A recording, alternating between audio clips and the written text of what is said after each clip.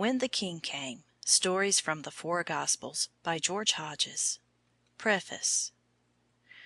This tells how once the King of Glory came from heaven to visit us here on earth and live amongst us; how he was born in Bethlehem and brought up in Nazareth; how he went about telling people of the heavenly kingdom and doing good, ministering to the sick and the poor; how he was misunderstood and disliked and even hated, till at last they took him in Jerusalem and nailed him to a cross so that he died; and how, after that, he came to life again and went back into heaven, promising to return.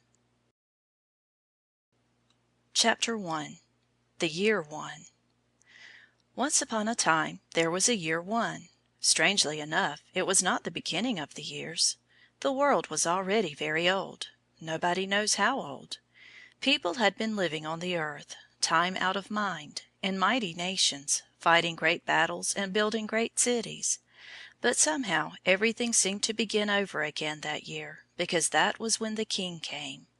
And we have taken it ever since as the most important of all dates. When we say that this present year is 1900 and something, we mean that the year one was just so many years ago. It is always to be remembered about that year that one of its days was Christmas Day. You may not think that strange. Christmas comes so regularly every year, like apples in autumn and snow in winter, that it seems to belong to the order of nature, and one may easily imagine that it has been celebrated always, and that it is as old as boys and girls. But the truth is that there was never any Christmas till the year one. Year after year, and year after year, the evergreen trees grew in the woods, and nobody came to get them. Nobody thought of lighting them up with candles, or of loading them down with candies. The holly showed its berries of red and the mistletoe its berries of white, and nobody paid any attention to them, except perhaps the Druids, whoever they were, and they had never heard of Christmas. The 25th day of Christmas came and went, like the 22nd and the 29th, and boys and girls were born and grew up into men and women, with never a Christmas carol, nor a Christmas tree, nor a Christmas gift, and without having so much as heard of the singing angels or of the Holy Child, because that was before the King came. Now in the year one there lived in a quiet little place, in a small village hidden among hills, a young girl named Mary. I cannot tell you how old she was, but we will guess that she was at the age when girlhood passes into womanhood. Neither can I tell you how she looked, or whether her eyes were brown like the earth or blue like the sky. But we may be sure that she had a sweet face, because she was very good and gentle, and had a fair and sweet soul. One day Mary was sitting alone in her room. She may have been reading, for we know that she loved to read. A poem which she wrote, called the Magnificat, is full of the memories of books. Or she may have been sewing, for she was presently to be married, and would be getting ready for the wedding. She was to marry a neighbor, the village carpenter, named Joseph. It was a spring morning, and the flowers were in blossom, and the birds were singing, and the sun was shining. Thus she sat, with her heart full of beautiful thoughts, when of a sudden such a gleam of splendor shone about her that it seemed as if the sun had been under a thick cloud and had just come out and begun to blaze in good earnest. Mary turned to see where this new brightness came from, and there beside the door, dressed all in white, stood a resplendent angel. The angel said, "Hail, thou art highly favored, the Lord is with thee. Blessed art thou among women." And Mary was afraid, and began to tremble, so that the angel said, "Fear not, Mary, for thou hast found favor with God." Then while she held her breath and listened, he told his wonderful errand. God had seen the sin and sorrow that were upon the earth. He had heard little children, and even grown men and women, fathers and mothers, crying. He knew how people were trying to be good and making a sad failure of it because they were ignorant or weak. And now God was about to do what He had long promised. He was to come and live among us. God had, indeed, lived among men always, as He does today. Always and everywhere we are in the presence of God. But now he was to make himself known in a new way. The King of Glory was to take our human nature upon him, and become a man like us. He was to come, not in his royal robes of splendor, not in the garments of the sunset, not with his holy angels with him, but as a little child, to be born as we are, to grow as we grow, and thus by living our life to teach us how to live. And when the King came in his humility, Mary was to be his mother. And Mary said, Behold the handmaid of the Lord, be it unto me according to thy word. Then the angel departed from her. That was the first day of the year 1. End of the preface and chapter 1. Stories from the Four Gospels by George Hodges. Chapter 2. The Herald of the King. The King had long been expected. Men of God in the Old Testament had promised that the King should come. They had also promised that before he came, somebody should appear to tell the people that he was coming, and to prepare his way, for that was the custom when kings came. Sometimes the road lay over wild lands, and companies of men were sent to make it smooth. They cut down forests, and bridged rivers, and even leveled hills and filled up valleys. All this they did under the orders of the king's herald. One of the Old Testament prophets, Isaiah, had said that when the King of Glory came, such a herald should precede him with such orders. The prophet, in his vision, heard the herald's voice in the wilderness. Prepare ye the way of the Lord, make his path straight. Every valley shall be filled, and every mountain and hill shall be brought low. And the crooked shall be made straight, and the rough ways shall be made smooth, and all flesh shall see the salvation of God. Another prophet, Malachi, had said that the road to be made ready for the King was not laid down on any map, but was in the heart of man, where the valleys are valleys of ignorance, and the hills are hills of pride, and the rough and crooked ways are ways of sin. Malachi said that the King's herald would be like the prophet Elijah. He shall go before him in the spirit and power of Elijah, to turn the hearts of the fathers to the children, and the disobedient to the wisdom of the just, to make ready a people prepared for the Lord. At last one day, just before the beginning of the year 1, a strange thing happened to a priest in the temple. The priest was a very good old man named Zacharias. He lived with his good old wife Elizabeth in a quiet little place among the hills, where they were much respected and loved by all their neighbors. The old people liked the quiet of the village, but they were much troubled by the quiet of their own home, for every day, from morning to night, no sound was there but the sound of their own gentle voices. Many times they had prayed to God to send them a little baby, but their prayers had not been answered. Now the time came when it was the turn of Zacharias to go to Jerusalem to take his part, with other ministers, in the temple service.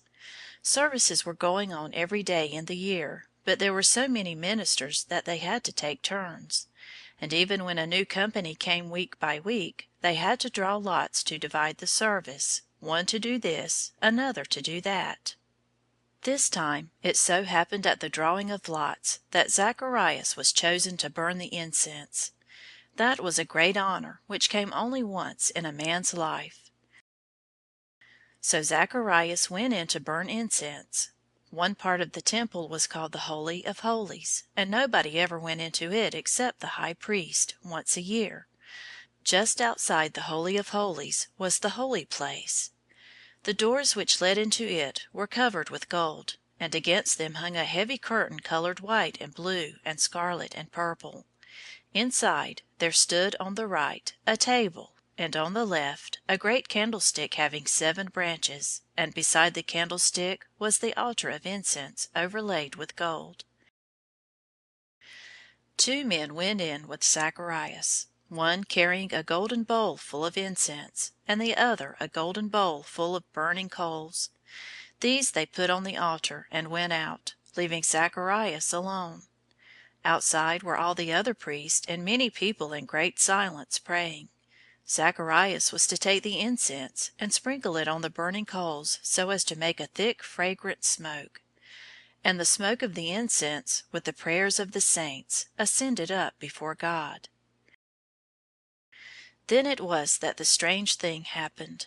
For as this white-haired old man cast the incense on the coals and the place was filled with smoke, suddenly he saw an angel of the Lord standing beside him. And when Zacharias saw him, he was troubled, and fear fell upon him. But the angel said, Fear not, Zacharias, for thy prayer is heard, and thy wife Elizabeth shall bear thee a son, and thou shalt call his name John. And thou shalt have joy and gladness, and many shall rejoice at his birth. And he shall go before the Lord. That is, the child thus to be born should be the herald of the King. You remember how Mary answered the angel. She said, Be it unto me according to thy word. But she was young, and it was easy for her to believe in wonders. Zacharias, in his long experience, had learned that life is governed by great universal laws. One of these laws is that little babies are not given to old people, and that was the first thought which came into his mind. I am an old man, he said, and my wife well stricken in years. Indeed, they were now such aged folk that they had given up expecting that their prayer would be heard. But the angel answered, You do not know who I am. My name is Gabriel. I come to you straight from God. He has sent me to tell you these glad tidings. And now because you do not believe, you shall be dumb and not able to speak until this comes to pass. So he vanished out of sight. Meanwhile, the people in great silence waiting without were wondering why Zacharias stayed so long in the holy place. And when he came out and held up his hands in blessing, but was speechless and could only make signs to them, touching his lips and pointing to the sky, they knew that he had seen a vision. So he did the duties of the day and then went home to tell the great news to his wife. And by, that which the angel had promised was fulfilled. The little boy came into the quiet house of Zacharias and Elizabeth. And when he was 8 days old, according to the custom, he must be named. All their neighbors and cousins were glad that God had heard their prayer, and on that day they came together to rejoice with the happy father and mother. And they said, Of course the baby will be named Zacharias after the name of his father. Not so, said Elizabeth, but he shall be called John. Why? The neighbors and the cousins said. There is none of thy kindred that is called by this name. There is not another John in the whole family. And they asked Zacharias, making signs to him, for he seems to have been deaf as well as dumb. And he took a slate and wrote a sentence on it, and they crowded about to see. And the sentence was, His name is John. And at that moment his speech came back, and his mouth was opened immediately, and his tongue was loosed, and he spoke and praised God. And all who were in the house were filled with fear and wonder, and when they came out they spoke to everybody whom they met, saying, Have you heard what has happened in the house of Zacharias? What manner of child shall this be? But Zacharias and Elizabeth knew what he should be. They knew that the child John should be the prophet of the highest, the herald of the King. End of chapter 2. Chapter 3 of When the King Came. Shepherds and Singing Angels. Months passed after these angelic visits. The green of spring deepened into the green of summer, and lilies grew in the fields, and the fruits ripened and were gathered into the barns, and the cold nights came on. And one night there were shepherds in a pasture close by the town of Bethlehem, watching their flocks. We seldom see shepherds in this country. The men with sticks who drive sheep through the streets are not true shepherds. Shepherds never drive sheep. They go before and call them, and the sheep know the shepherd's voice and follow him. While the flocks are in the fields, the shepherds stay among them to keep them from straying off and getting lost, and to protect them from wolves and bears in places where such wild animals are found. There are countries where the grass is green all the year round, and where almost the only snow which the people see is on the tops of the mountains. In such countries the sheep can feed in the fields even in the winter. In the old time, in the year 1, people, when they went to church on great holy days, carried little lambs with them. That would seem queer nowadays. Imagine a church where everybody had a lamb under his arm instead of a prayer book. I am afraid that most small boys and even some small girls would find it hard to sit perfectly still in a church full of frisky little woolly lambs. But in those days they were used to it and did not mind it. The people brought the lambs to give to God, and they brought the very best lambs because they wished to give God the very best they had. Some of the lambs came from these Bethlehem pastures, and they who took care of the church lambs would be good shepherds, gentle and kind men. So it was in the winter night, and the stars were shining, and all was still, and in the fields the flocks were sleeping while the shepherds watched. We may guess that, as they watched, they talked together and told one another stories, especially about David, who, when he was a boy, had lived at Bethlehem and had lain out many a frosty night in the very pasture with his sheep, and once had killed a lion and a bear. The lion and the bear had come to get the sheep, and young David had fought with them and killed them. And they sang the shepherd's psalm, "The Lord is my shepherd." And they spoke of the King of glory, how he would sometime come, according to the promise. And they wondered how he would look, and what he would do when he came. And they said, "When he comes he will be seen here in Bethlehem," for that was written in the Bible. Then, as they watched and talked and sang, suddenly something happened. All at once a great and wonderful light began to shine, brighter and brighter, in the black sky, till the night was like the day. All the clouds came out in the splendid garments which they wear in the early morning and in the late afternoon, and out of the central shining appeared an angel of the Lord, gleaming like a flame of fire. The shepherds fell upon their faces, not daring to look up, hardly daring to listen or to breathe, while the angel spoke. "Fear not," he said, "for behold, I bring you good tidings of great joy, which shall be to all people. The King has come. To-night he is born yonder in Bethlehem. There shall you find him, sleeping in a manger." And then the sky grew brighter still, as if behind the clouds the gates of heaven itself were swinging open, and out there came angels upon angels, a multitude of the heavenly host, shining and singing. This is what they sang: "Glory to God in the highest, and on earth peace, good-will toward men."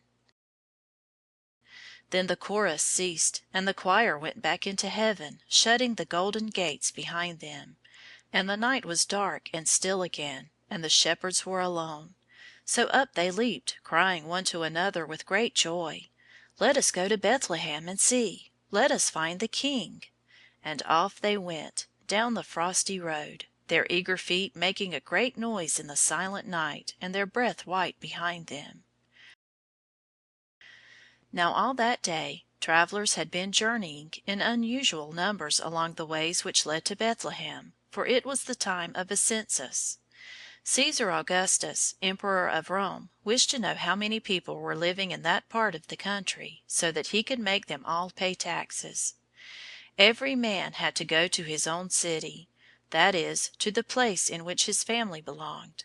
So there was a great stir all about the land, with men going to this place and to that to have their names written in the census books. Among the others, out of Nazareth came Joseph the carpenter, because he was of the family of David, and with him Mary, his espoused wife, who was to be the mother of the King. Down they came like other poor folk, over hill and dale, till they arrived at Bethlehem. But when they reached the town there was no place where they might stay. Every house was full of guests, and the inn was already crowded. The only shelter was a stable, a common stable, strewn with hay, with dusty cobwebs hanging from the rafters, and occupied by cows and donkeys. There accordingly they went. And there, while the angels sang and the sky blazed over the pastures of the sheep, the King came. The King of glory came. The mighty God, the Maker of all things, the Lord Most High, came to dwell among us. And behold, he was a little child. And Mary wrapped him warm in swaddling clothes, as the way is with babies, and laid him in the manger. There the shepherds, all out of breath with running, found them, Mary and Joseph, and the babe lying in a manger. And they told what they had seen and heard about the singing angels and the King of glory, while Mary listened, remembering the angel who had appeared to her. So the shepherds returned, glorifying and praising God for all the wonders of that night. Thus was kept the first Christmas, with carols by the choir of heaven, and God's own Son, the Saviour of the world, coming as a Christmas gift for all mankind. End of chapter 3.